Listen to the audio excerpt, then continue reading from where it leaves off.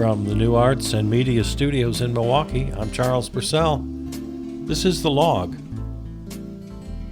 Well, the would-be fascists and oligarchs are having their day, and like it or not, we have to keep our eye on them. The Orange Menace this week had one of his over-the-top, ridiculous rants and press conference. First of all, shame on the big news networks, CNN, MSNBC, Fox. Well, there's nothing to be said for Fox anymore, but yeah, they covered every minute of it live. Like, why do you do that? Why do you point a camera at him and let him lie to the nation over and over again? Sure, be there, tape it, ask him questions, and tell us about it afterwards. Why would you give them that platform? Well, of course, we know the reason why, because they care more about money than anything else. And they know that that'll draw the viewers. And that's on us. You know, we want to see the car crash. So they're just giving us what we want. Well, I'm sorry, that's not good enough. That's not a good enough reason. The only way it stops is to take money out of it. News media has to be a public utility. It can still be totally independent, journalistically independent. Of course, there's no reason the two can't coexist. Journalistic fairness and independence with public funding. There's no reason in the world they can't coexist. So, okay, the latest crazy stuff. The Orange Menace did, when asked, refused to rule out the use of the military to annex Greenland. Yeah, he wants Greenland. We have to have it, according to him. And if it takes military intervention to achieve this, yeah, he's ready to do that. Same with the Panama Canal. He wants it back. Panama Canal was built back in the day. We celebrate the life of Jimmy Carter this week. He was the one who initiated the transfer back to Panama of the canal zone. And the Orange Menace, who his Vice President J.D. Vance once called America's Hitler, wants to annex the Panama Canal Zone, wants to annex Greenland, and wants to annex the entire nation of Canada. And he's not kidding. He's serious. It's not just a little whimsical joke. Maybe it starts out that way. Sometimes he'll use that as an excuse to float an idea. Then if it goes badly, he said, well, don't you know when I'm just joking? But no,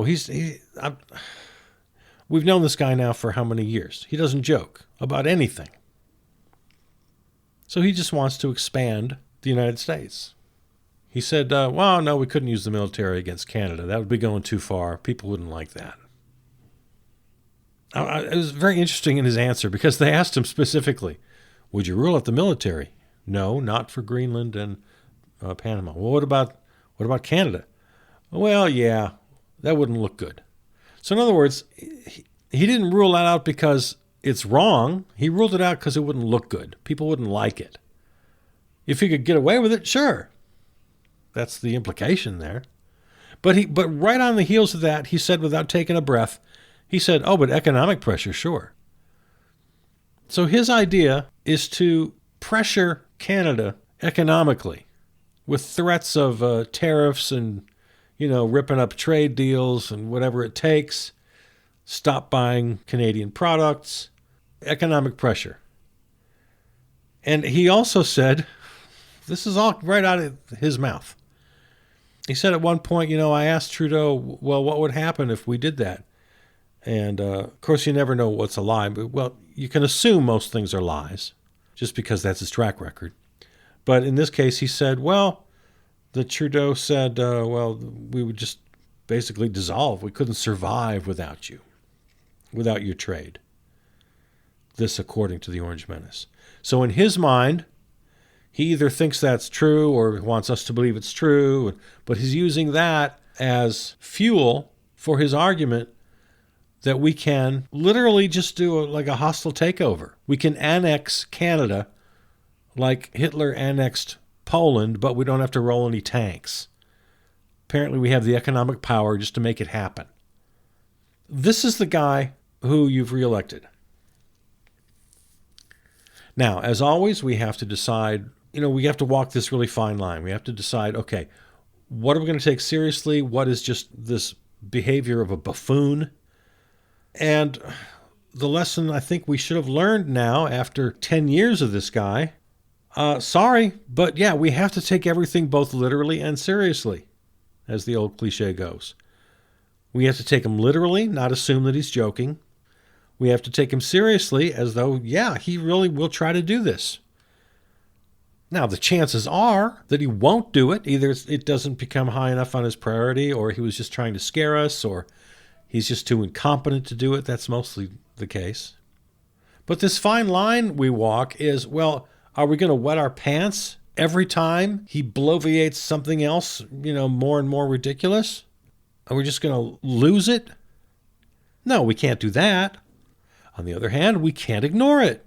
I heard somebody, I forget the name, some member of Congress, representative, was talking with Amy Goodman today on Democracy Now!, saying that, oh, he's just a big joke and this is all just distraction. Of course, we have to focus on what our constituents need and focus on the real issues of the nation. Yeah, I have a lot of sympathy for that argument, but I think it's kind of wrong. I think we do. We're forced. We have no choice. We have to take him literally and seriously, or else before you know it, Defense Secretary Pete Hegseth, who is just eminently disqualified in every measure for the position he's being nominated for, if he actually makes it through his congressional hearings and gets a yay vote from the U.S. Senate, which is a distinct possibility, and when the Orange Menace comes to him and says, yeah, let's do it. Let's have the generals draw up a plan here. Denmark doesn't want to sell, and he's already sort of laid the groundwork for that too. Oh, well, we're not even sure if Denmark has any legal standing here. So he's already planted that seed. And then it's up to the generals. Do the generals, they have to obey the commander-in-chief if it's a lawful order. This doesn't sound very lawful to me. But then again, the Supreme Court says there's no such thing as law anymore when it comes to the president and their quote-unquote official acts. So we're in a very weird place. The inauguration is coming up pretty quickly. A very well-funded inauguration this time around. Millions and millions and millions of dollars coming from major U.S. corporations, and especially from the likes of Sam Altman of OpenAI and Mark Zuckerberg of Meta and Jeff Bezos. And, of course, Elon Musk has already kicked in like $250 million to the campaign, and I don't know how much is going to. So, yeah, the tech bros are all in. The oligarchs are getting their place at the table. By the way, side note, and I think as somebody who's earned my gay bona fides, I have many, many gay friends. I think I can say this. I hope I can.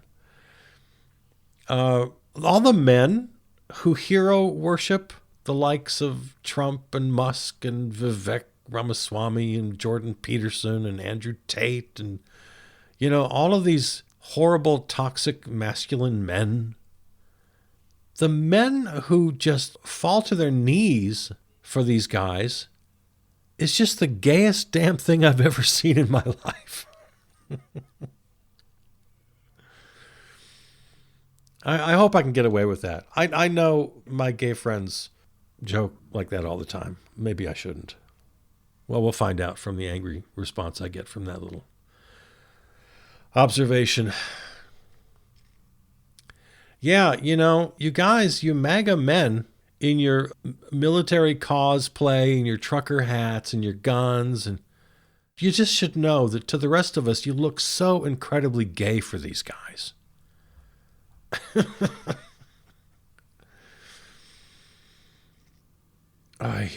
Speaking of Elon Musk, man, he has just found his new thing. He is just loving being this political kingmaker and this political insider. He's endorsed the far-right German political party, Alternative for Germany, it's AFD, Alternative for Deutschland, I think, something like that. Anyway, they're just the far-right neo-Nazi fascist party of Germany. Yeah, the AfD. Only the AfD can save Germany, Musk wrote recently, reposting a video from the far-right political activist Naomi Siept. Seriously anti-immigrant, Germany first, quote-unquote, positions. A judge ruled that Germany's domestic intelligence agency could continue to keep the AfD under surveillance for the alleged threat it poses to German democracy. So it's been found in Germany to be an extremist group, a hate group.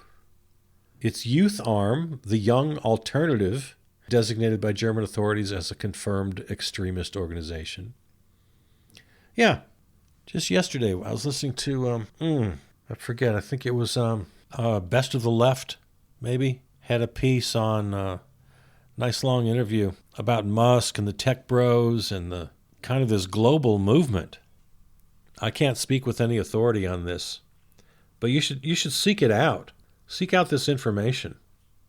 Yeah, Musk is only one of 4 or 5 different tech bro types with roots in South Africa, and they're courting these extreme right-wing groups. They range from sort of dark web internet trolls all the way into, as you see, into German politics and British politics. And, well, we can see what he's doing here. Yeah, we got a movement going on. I'm sure you saw the news. Mark Zuckerberg just made his little video announcement that he's basically trashing fact-checking, taking out fact-checking from Meta, so Facebook, Instagram. Hired one of the MAGA hierarchy to a high position at Meta, named Dana White to the Meta board. Dana White, of course, the wrestling guy, Ultimate Fighting. He's the Ultimate Fighting guy, and Orange Menace buddy. He's on the Meta board now. Jeff Bezos is paying Melania Trump $40 million for a documentary.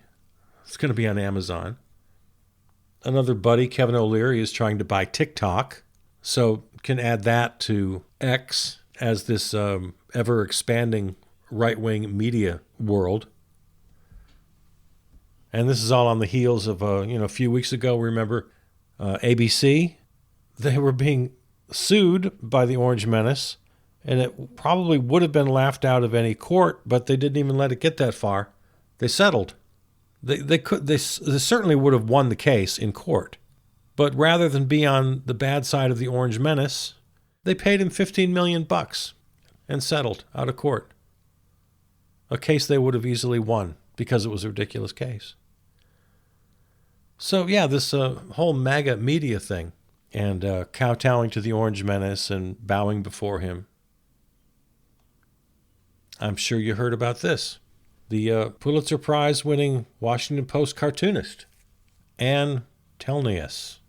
I'm looking at the cartoon right now. You may have seen it. They released the rough draft of her cartoon, which was, 3 or 4 or 5 billionaires bowing in front of this great sort of statue of the Orange Menace, and also Mickey Mouse laying prostrate. They're bowing down to the Orange Menace and holding up great sacks of money. And one of the billionaires is Jeff Bezos, owner of the Washington Post. And for the first time in her career, her editors, her bosses said, nope, we're not going to publish this cartoon. For the first time, she'd had editorial freedom before then. I've heard different commentators agree and disagree that probably Jeff Bezos had nothing to do with this personally. But of course, the bosses knew what would be too far. So, folks, fascism, oligarchy, it's here. It's happening. It's now. The media is surrendering. Republicans in the House and Senate, many of them surrendering. Not yet all of them, but a great many saying things like, he should just get the nominations. He can nominate whoever he wants. It's not up to us. No, it is up to you. It is up to you. Advise and consent. It's in the Constitution. No, they're acquiescing to these ridiculous nominations. ProPublica had a pretty good piece recently about how Trump plans to seize the power of the purse from Congress. The second-term president likely will seek to cut off spending that lawmakers have already appropriated, setting off a constitutional struggle within the branches. If successful, he could wield the power to punish perceived foes. Molly Redden of ProPublica. Trump is entering his second term with vows to cut a vast array of government services and a radical plan to do so.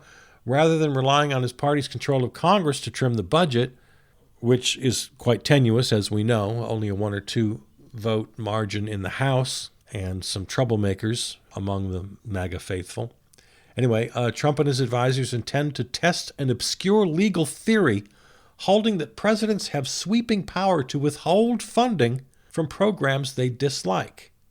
We can simply choke off the money, the Orange Menace said in a 2023 campaign video. For 200 years under our system of government, it was undisputed that the president had the constitutional power to stop unnecessary spending. Well, I'll let you read the rest. How Trump plans to seize the power of the purse. ProPublica author Molly Redden. Yeah, we have to take him seriously. We have to take him literally. Now, best case scenario, he fails. I'm not counting on that, but that's my hope. And I don't really make predictions. Well, I guess I do when I'm confident. But this is not a prediction per se, but I do think that's the most likely scenario. I think he's just going to fail miserably. That's best case scenario. Again, we can't count on it.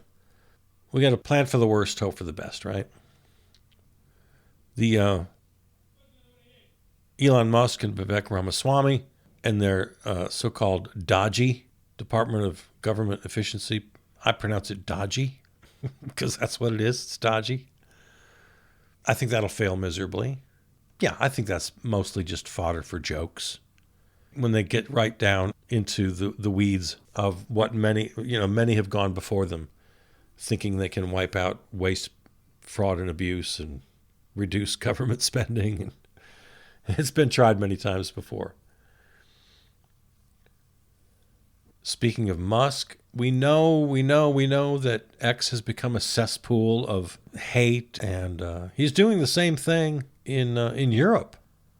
Common Dreams had a piece recently. Musk slammed for spreading disinformation as he seeks to boost far right in Europe. Yeah, we talked about how he's meddling in Germany. He's also in, French President Emmanuel Macron was the latest European leader to lambaste Elon Musk for his meddling in political battles in Europe after he exerted enormous influence over the U.S. election.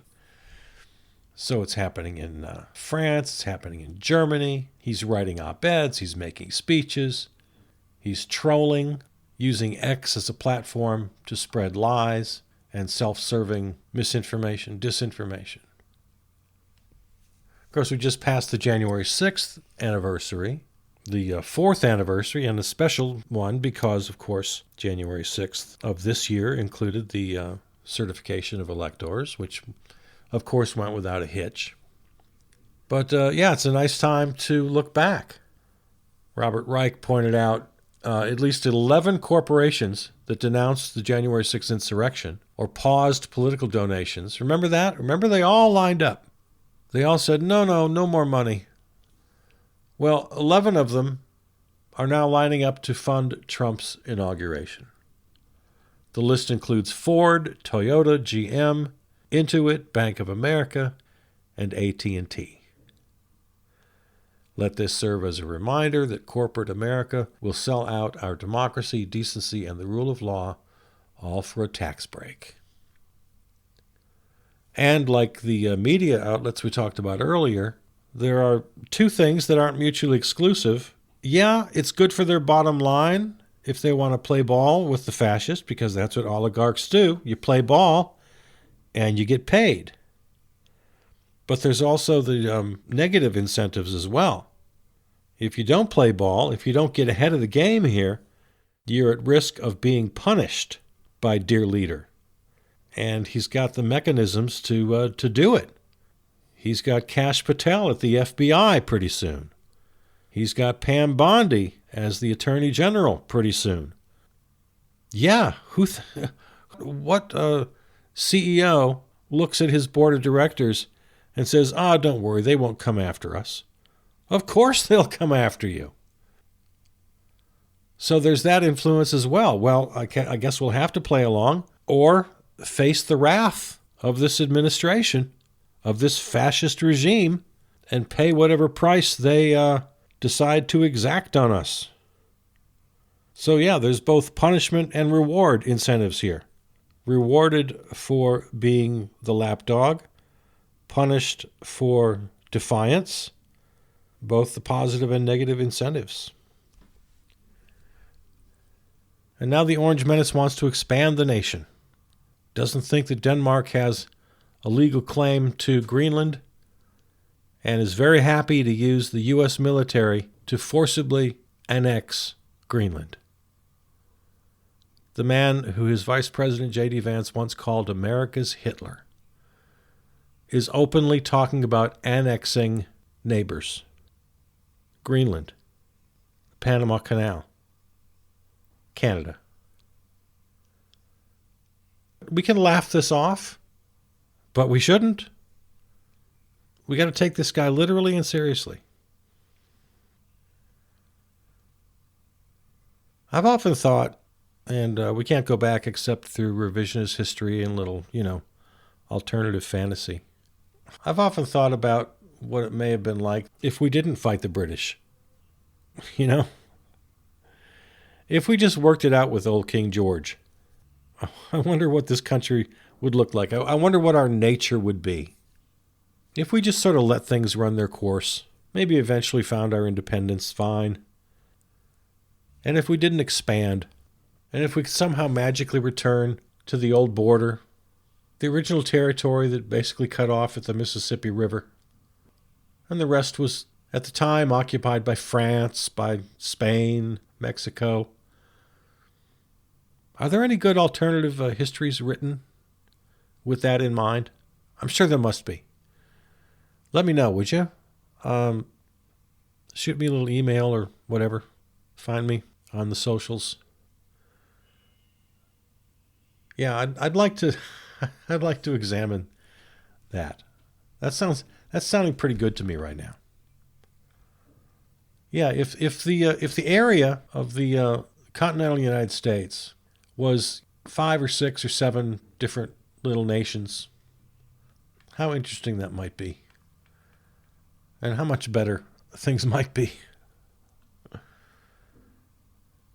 All right. Well, this was kind of an odd show. It feels like, yeah, this was kind of an odd little episode. It feels like you and I have been apart for a while. I got to find my legs again. I got to find my 2025 legs. It was a weird stretch where so many people I know, almost everybody really, everybody in my family, everybody in my personal life, all this sort of the media types that I check in with pretty regularly, programs, podcasts, news media types, they all said the same thing, just to a person, that they really needed the break, they needed to step away, get away from the news. And it's not that I don't understand that. I do understand it.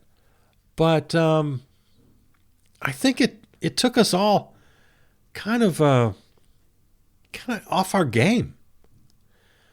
At least that's kind of how I feel. I gotta find my legs again. I got no legs under me right now. It's been a weird holiday season, and I'm kind of glad it's over. I think maybe a lot of people came out of this with sort of a promise to themselves, a resolution, if you will, to be more positive, to be, watch their mental health, to be able to do this without, doom scrolling and driving ourselves crazy. And yeah, I understand that, and I admit fully that, yeah, I had some very same thoughts. But at the same time, I don't want that to I don't want that to weaken us. I don't want it to weaken our resolve.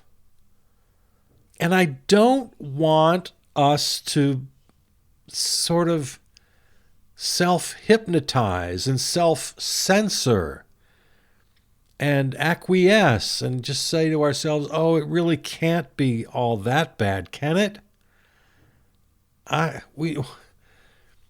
speaking for myself here, and whether or not you relate, that I don't know, but you tell me. I don't want to lose my edge. I don't want to lose my focus, because I firmly believe that this guy is every bit as dangerous as the worst warnings about him, and maybe even worse than that. This ridiculous campaign, when he says he's going to lower the price of eggs on day one, he's going to deport 11 million people. We all knew it was a big, giant joke. We all knew how preposterous it was.